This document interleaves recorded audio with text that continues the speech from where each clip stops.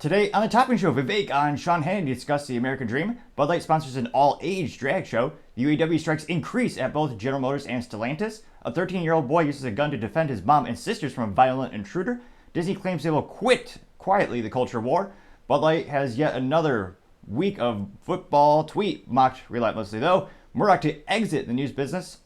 DeSantis interviews to discuss the differences between him and Trump. Cisco pays a record amount to acquire Splunk. Toshiba is delisted from stock trading after the acquisition. YouTube to use AI to combat TikTok. And an infant swing is recalled due to a suffocation hazard. All of that and much more on The Topping Show.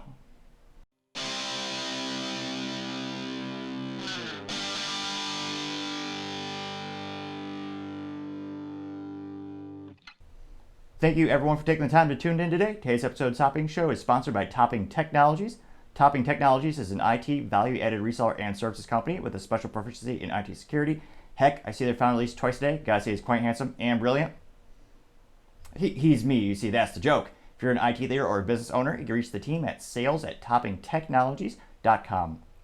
Also, for the month of September, we are giving away a free flamethrower with every September purchase. Go to toppingtechnologies.com to see additional details. And yes, you can mount it to an AR-15, as all accessories that are awesome truly can be. Additionally, trying to get to 4,000 subscribers by the end of September, so if you click that button, the team and I would greatly appreciate it. Now going over to the business part of the podcast, you have Cisco buying Splunk for $28 billion. Wow, this is quite literally Cisco's largest acquisition to date. Now, Splunk is a very popular software for monitoring, searching, analyzing, and visualizing machine-generated data in real time. Historically, it's really thrived in the Fortune 100, Fortune 500. I'm trying to think of a rudimentary way to describe the technology. It's a great data aggregator. It helps you make sense of all the data points you get from a large enterprise business.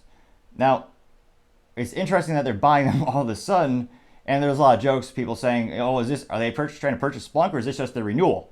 The joke being Splunk is extremely expensive, though it certainly does have a place in the enterprise. Now, a lot of people, including myself, who work in technology, a lot of us are wondering, will they ever get an ROI on this? Because again, that's $28 billion for a struggling company.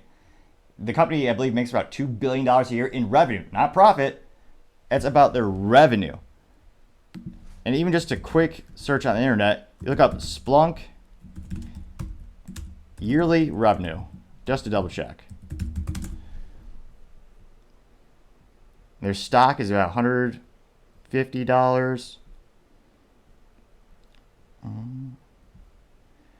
Splunk revenue, macrotrends.com. Yeah. So in 2023, well, again, thus far, looks like the revenue is on track to hit $3.65 billion. Last year, the revenue was $2.67 billion. That's revenue, not profit. So Cisco paid $28 billion for them. So it would take about 10 years, just about, maybe 9 years, just to get the revenue. That's, again, there's a big delta between revenue and profit. Now, another issue with Splunk is they saturate the market pretty well. Every large company, think of the Walmarts, the Walt Disneys of the world, those large companies that they're the ones who benefit the most from the technology, they already have it.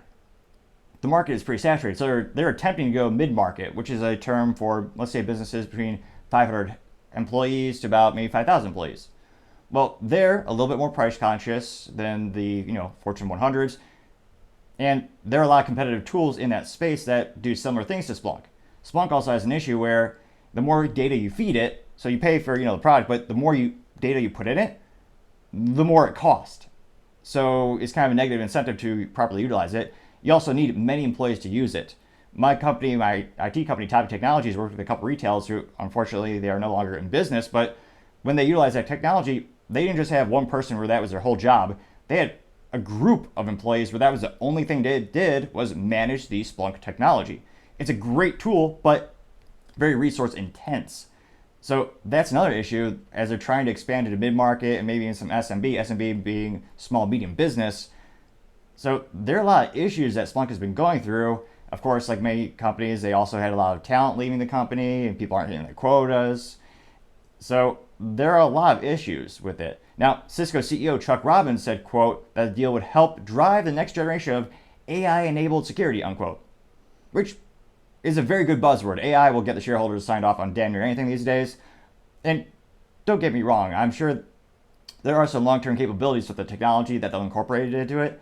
And Cisco is trying to pivot more into a software company because everyone loves software more than hardware.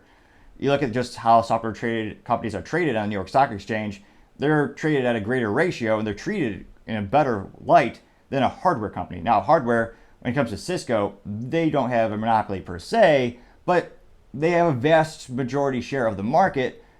I would argue partially because they basically, for all intents and purposes, invented the school for networking and certifications. So when it comes to networking, think of switches as well as wireless access points, the true WAP. Now, Cisco has that market for years. And the downside is that's a lot of hardware.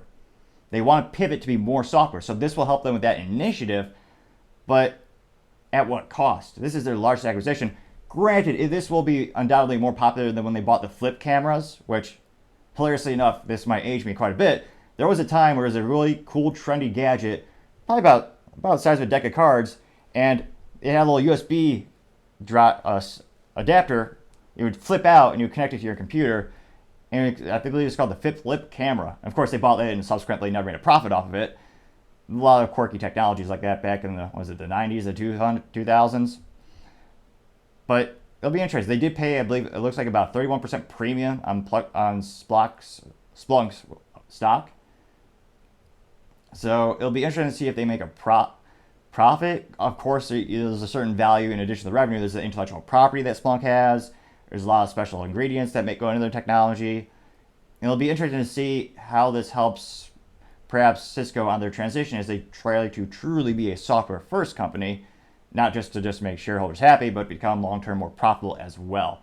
So it'll be interesting to see, but needless to say, interestingly enough, when I did a little poll on LinkedIn a couple hours ago, out of the 65 people who voted, when I asked the people, what do you think? Will they get an ROI in terms of return on their investment? And the options being 1 year, 3 year, never, then other, just like in comment. And of the, I believe 60 people voted thus far, over 51% have said they'll never make a profit on it. So it'll be interesting to see, but time, as I always say, shall tell. Thank you everyone again for taking the time to tune in today. Again, I know it's ambitious, but we're trying to get to 4,000 subscribers by the end of September. So if you could click that button, I'd greatly appreciate it. Also, friendly reminder, we're giving away a free flamethrower with every September purchase at toppingtechnologies.com. See the website for additional details. Also, don't forget to take the time to like and comment. The feedback is greatly appreciated, especially if it's constructive. And again, I'm trying to find a better software to do picture-in-picture for production quality. If you can do that, suggestions are greatly appreciated. Also, don't forget to take the time to tell your family, tell your friends, tell your coworkers, heck, tell your enemies, tell anyone and everyone. Just stay safe, fight the good fight.